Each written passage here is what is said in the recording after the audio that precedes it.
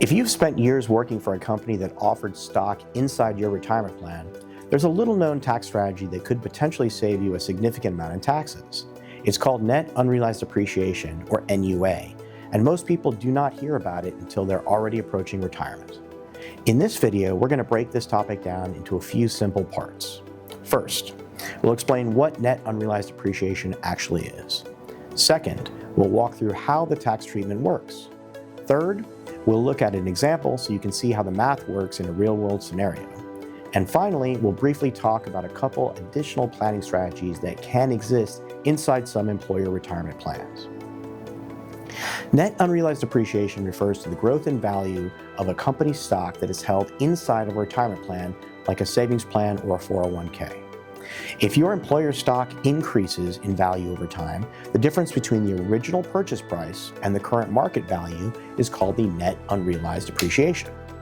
Normally, when assets leave a retirement account, like a 401k or an IRA, withdrawals are taxed as ordinary income.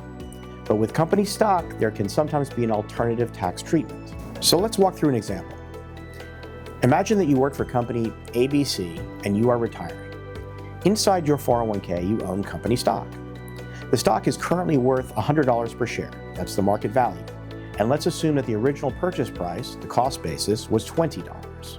Now, if you roll that stock into an IRA, which is what most people do, everything stays inside that tax-deferred environment.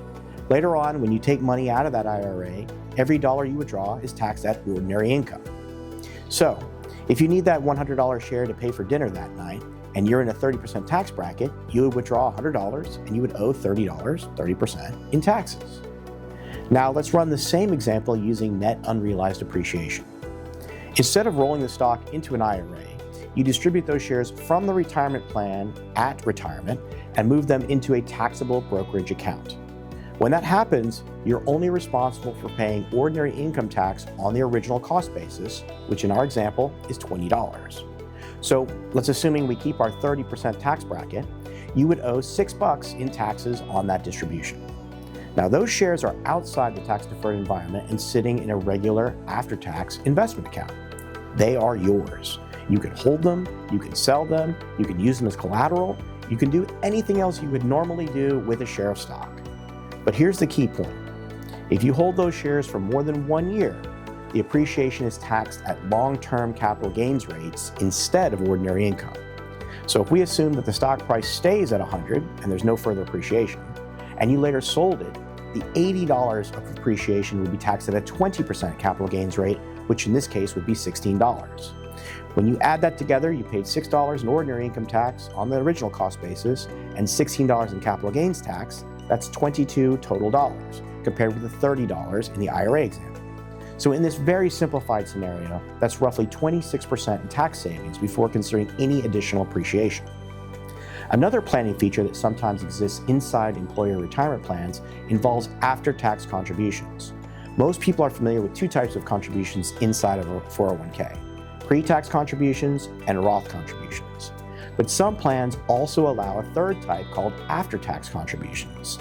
These contributions are made with money that has already been taxed, but they allow the employees to contribute beyond the standard employee deferral limits. So these dollars are in excess to what you can defer, but they'll leave them inside the plan to grow tax deferred.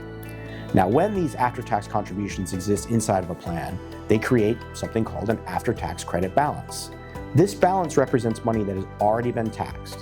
In certain situations, that after-tax balance can be used strategically when distributions occur. For example, if someone is distributing company stock from their retirement plan as part of the NUA strategy, the taxable portion of that distribution is based on the cost basis of those shares. In some cases, the after-tax credit balance, absolutely, can be applied towards the taxable distribution amount. In practical terms, this will offset the taxes owed on that distribution and reduce the overall tax impact. This type of coordination between NUA planning and after-tax balances can sometimes create additional flexibility when structuring distributions during retirement. However, the rules vary widely from plan to plan, and it's important to review the details of the specific retirement plan before implementing any strategy. NUA strategies tend to make the most sense when someone has company stock inside their plan, the stock has experienced significant appreciation, and they are retiring or otherwise taking a distribution from that plan. In the right circumstances, it can create very meaningful tax savings.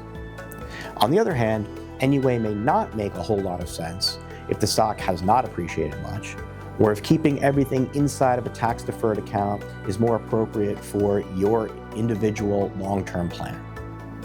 Net unrealized appreciation is one of those retirement strategies that can have meaningful tax impact, but only if it's evaluated and assessed correctly at the right time.